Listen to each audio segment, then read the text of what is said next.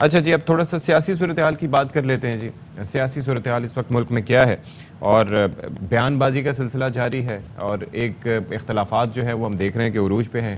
साथ बैठने की कोई राह या कोई समत दिखाई नहीं दे रही। वज़ीर इत्तलात मरियम औरंगज़ेब हैं, उन्होंने PTI को आड़े हाथों लिया है और कहती हैं कि पाकिस्तान की तारीख गवाह है कि गद्दार साजिशी फ़ॉरेन एजेंट हर बार किसी को बेवकूफ़ नहीं बना सकता। और मज़ीद कहा कि मिलिट्री इमदाद रुकवाने की साजिश 9 में सानहे की कड़ी है। मुआशी दिफाई और कौमी मफादात को नुकसान पहुँचाना PTI का मिशन है और अरबों रुपए की फ़ौरन फंडिंग इसी मिशन के लिए की गई। दुश्मन एजेंडे और उसके आलाकारों को कौम कभी माफ़ नहीं करेगी। मुल्क में माशी इस्तेहकाम आ ही नहीं सकता जिसमें सियासी इस्तेहकाम ना हो। 2018 के बाद जो मुसल्लत हुआ माइंडसेट, पॉलिटिकल इंस्टेबिलिटी, 4 साल मईशत का जनाजा निकाल, 9 मई का वाक़या, बिल्डिंग्स जलाई, रेडियो पाकिस्तान जलाया, सेंसिटिव इंस्टॉलेशन के ऊपर अटैक किया, एम्बुलेंस जलाई, स्कूल जलाए, अस्पताल जलाए। ये सियासत है? अगर इस मुल्क में मईशत को इस्तेहकाम नहीं आ रहा तो उसका जिम्मेदार ये माइंडसेट और ये मिशन है जो मुल्क के खिलाफ चल रहा है। जब हर उसकी साजिश फेल हो जाती है तो उसके बाद क्या कह रहा है उनको कि आप मिलिट्री एड बंद कर दें, पाकिस्तान के ऊपर सैंक्शन कर दें। खुदकश बमबार हो कि कभी मईशत पे फट जाते हो, कभी अवाम के रोजगार पे फट जाते हो, कभी नौजवान के रोजगार पे फट जाते हो, कभी तुम तरक्की की, जब पाकिस्तान तरक्की कर रहा हो उस पर फट जाते हो। तुम चाहते क्या? मुल्क की सलामती पे फट जाते हो।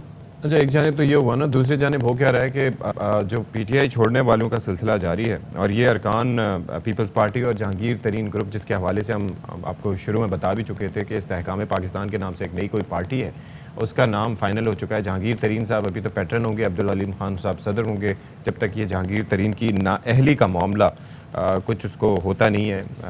देखते हैं, let's see what happens with that. अब ये है कि आज इस हवाले से कहा जा रहा है ऐलान किया जाएगा और नाअहली ख़त्म होने की सूरत में वो पार्टी के चेयरमैन होंगे। अच्छा, पंजाब के साबिक़ वज़ीर मुराद राज भी अपने पुराने साथी जहांगीर तरीन के जहाज़ पर सवार हो गए हैं। फिर और भी कई नाम सामने आ रहे हैं। मखदूम इफ्तिखार हसन गिलानी ने मुलाकात करके ग्रुप के साथ जाने की यकीन दहानी कराई है। अच्छा, फिर एक और चीज़ ये भी है कि ग्रुप अरकान के लिए इशाइये का अहतमाम किया गया है अब्दुल अलीम खान की जानिब से। जहांगीर तरीन साहब भी उसमें होंगे और कोई 100 रहनुमाओं ने शिरकत की। इमरान इस्माइल साहब उसमें थे जी, अली ज़ैदी, महमूद मौलवी, फिरदौस आशिक अवान, फयाजुल हसन चौहान भी थे, मुराद रास, नौमान लंगड़ियाल और आमिर ज्ञानी भी इसमें मौजूद थे। इस सारे ये जो इशाइया था, तो ये क्या मैसेज सेंड करता है आप लोग समझ सकते हैं। इससे ये आइडिया हो रहा है कि अब ये जो इस्तेहकाम पाकिस्तान पार्टी है, जो पीपल्स पार्टी में फ़िट नहीं हुए या उन्होंने जाना मुनासिब नहीं समझा, वो इस पार्टी में जाएंगे और फिर लेट्स सी के व्हाट हैपेंस विद दैट। तो अभी इस सूरत हाल में क्या सूरत हाल हम देख सकते हैं। हम प्रॉब्लम जो है वो दरअसल ये है कि प्रॉब्लम ये है कि इस वक्त बात की जाए तो किससे की जाए। जो मुज़ाकरात होने थे, जो ज़ाहिर है कि असम्बलियों में जाने की बात हो रही थी, जो एक आइनी कवर देने की बात हो रही थी इस इलेक्शन के मामले को, अभी 12 अगस्त को असम्बली की मुद्दत पूरी हो जाएगी, तो क्या उसके बाद फिर इलेक्शन हो पाएंगे। और मौजूदा सूरत हाल में ज़ाहिर है कि एक तरह से हम देख रहे हैं कि जो नैरेटिव सामने आया था फवाद चौधरी साहब का या बाकी, वो लोग एक अलग डगर पे चल रहे हैं। फिर कुछ लोग पीपल्स पार्टी में एडजस्ट हो रहे हैं। नून लीग इस हवाले से अभी तक क्लियर है कि जी हमें कुछ बंदे नहीं चाहिए। Let's see what happens. तो इस हवाले से हम बात भी करेंगे क्योंकि बड़ा क्लैरिटी चाहिए जी इस वक्त मुल्क को। एक यकसुई चाहिए, एक क़यादत चाहिए ताकि हम बात कर सकें और इलेक्शन के नतीजे में जो भी इस हवाले से कोई भी कोई मजबूत और मुस्तहकम कोई हुकूमत आएगी तो ज़ाहिर है कि वो फ़ैसले भी ले सकेगी और फ़ैसलों के पीछे खड़ा भी हो सकेगी और ज़ाहिर है कि एक रोड मैप देगी आवाम को। इस वक्त हो क्या रहा है कि ज़ाहिर है कि कोई कहता है, मरीम नवाज साहिबा कह देती हैं कि जी हमारी हुकूमत नहीं है। आसिफ अली जरदारी साहब ने तो एक अलग से ख्वाब देख रखा है और राइटली सो कि वो चाहते हैं कि उनके साहबजादे वज़ीर आज़म पाकिस्तान बने। तो आगे आगे हम देखेंगे कि जो इलेक्शन करीब आएंगे, क्योंकि ये एक इंतखाबी इत्तेहाद बेसिकली नहीं है, तो इंतखाबी इत्तेहाद हो तो वो एक अलग सूरत हाल होती है, उसमें सीट एडजस्टमेंट्स भी होती हैं, काफ़ी सारी चीज़ें जो हैं वो मैटर करती हैं। तो लेट्स सी व्हाट हैपेंस जी।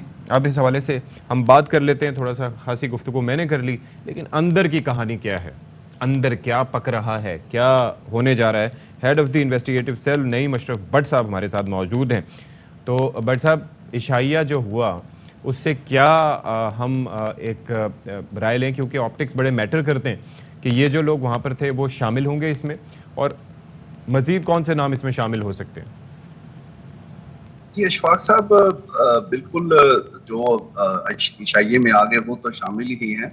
लेकिन इसमें थोड़े हैरानकुन लोग भी हैं। जैसे आप देखें कि आज इम्कान है इमरान इस्माइल का, और फिर आप देखें कि वो तो गवर्नरशिप तक, और बल्कि ये वो लोग हैं कि जिनकी पहचान ही पीटीआई थी। पहले इनको कोई जानता नहीं था, और अब भी कोई इतना इनकी अपनी तो कोई इतनी हैसियत उस तरह पॉलिटिकल नहीं है।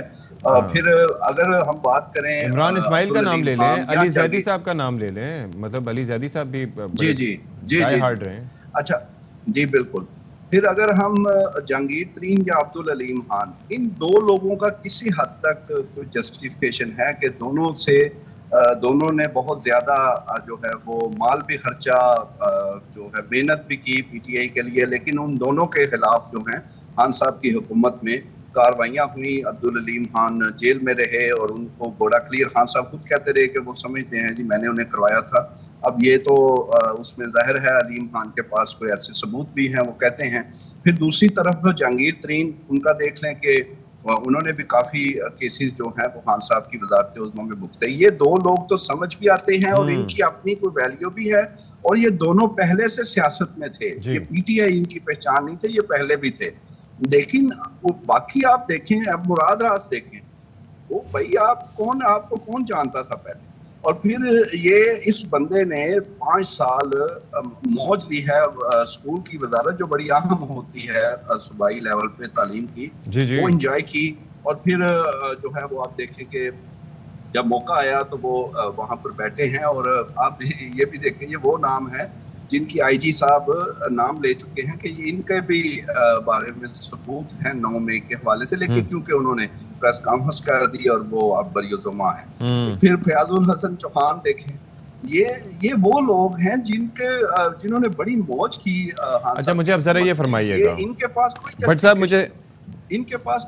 साहब मुझे एक चीज़ ज़रा फरमाइए, मुझे ये ज़रा बताइए कि इस वक्त नून लीग क्या सोच रही है, क्योंकि सूरत हाल सारी ये है कि पीपल्स पार्टी के हवाले से हम देख रहे हैं कि जरदारी साहब एक्टिव हैं, कुछ लोग वहाँ पर गए भी हैं।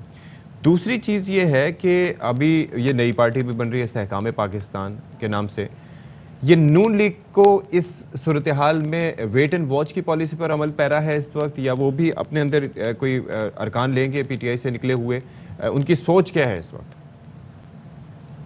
जी, बड़ा अच्छा सवाल है शफकत आपने किया। मुस्लिम लीग नून बिल्कुल, और उनका क्योंकि 90% आप देखें कि उनके हल्के जो हैं वो फुल हैं, उनके लोग हैं बड़े, बल्कि कुछ हारे हुए भी वो समझते हैं कि वो स्ट्रांग हैं। उनको एक सबक मिला हुआ है ज़िमनी इलेक्शन में, आपको याद है जो 20 लोग पीटीआई के मुनहरफ डी सीट हुए, तो उसमें से 15 जो है वो पीटीआई जीत गई। और वो उन्होंने बेस जो मुस्लिम लीग नून ने जब तहकीक की, तो मेन पॉइंट ये था कि वो लोग जो थे वो मुस्लिम लीग नून के जो असल हल्के में लोग थे, या जो उनके कारकुन कह लें या नाज़िम लेवल के, उन्होंने उन्हें सपोर्ट ही नहीं किया, वो उन्हें अपना कैंडिडेट माना ही नहीं। अच्छा। वो उनको सबक मिल चुका है, इसलिए कि वो समझते हैं कि अपना बंदा बेशक वो एक दफा हारा भी हो, वो ज्यादा बेहतर है कि पीटीआई का ले। दूसरा, पीटीआई को इन लोगों को एक बात समझ नहीं आ रही, पता नहीं कैसी इनकी मजबूरियां हैं, यहूदी ऐसे कर रहे हैं कि ये इनसे पीपल्स पार्टी जो कि उनके इतने ज्यादा पंजाब में नहीं लेकिन जनूबी पंजाब में है,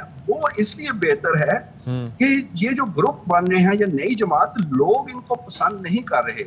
अगर हम जब पब्लिक में जाते हैं, उन्हें पूछते हैं, तो वो इवन नफरत का इजहार करते हैं नए ग्रुप्स और नई पार्टियों का, अगरचे वो मुस्लिम लीग नून, पीपल्स पार्टी। इसीलिए मुस्लिम लीग नून का जो आपने सवाल किया कि वो वेट एंड सी, और वो इनको हाथ नहीं लगा रही, इनको टच नहीं कर रही, वो कह रहे हैं पहले ही हम महंगाई और जो हुकूमत की वजह से बदनामी हमारी हो रही है, अब मजीद ऐसे लोग लेंगे। हाँ, उनमें से कुछ बहुत उन्हें जो लगा कि यार ये जीत सकता है, शायद उसको वो ले लें, अदरवाइज जो है वो मुस्लिम लीग नून जो है इनको लिफ्ट नहीं करवा रही। इसीलिए ये नई जमात बनी है। लेकिन नई जमात का आपको पता है, पहले पीपल्स पार्टी कई बनी, मुस्लिम लीग नून के भी टोटे हुए, वो आज तक वो जमातें पता ही नहीं कहाँ गई हैं, कहाँ पैट्रियाट पीपल्स पार्टी है। और काफ लीग का देख लें कि 5 लोग हैं, वो मुस्लिम लीग नून से निकली थी। इसलिए ये नई जमात, नए ग्रुप्स, ये लोगों में इनकी पजीराई नहीं है, इसलिए ये पीपल्स पार्टी में लेकिन इसमें एक चीज ये है, इसीलिए वो पीपल्स पार्टी में जा रहे हैं, जैसे मंजूर भट्ट साहब ने कहा, इसमें ऐसे कुछ और लोग हैं। इसमें भट्ट साहब एक चीज़ बड़ी इंपॉर्टेंट ये है कि कोई भी जमात पाकिस्तान की बुनियाद के ख़िलाफ़ नहीं गई। ज़ाहिर है ये चीज़ें काफ़ी मैटर करती हैं कि लीडरशिप को बड़ा इस मामलात पर सोच समझ के काम करना चाहिए और जो आपकी रेड लाइंस हैं उनको कभी क्रॉस नहीं करना चाहिए। तो बहुत शुक्रिया। नईम अशरफ भट्ट साहब हमारे साथ मौजूद थे, head of the investigative cell.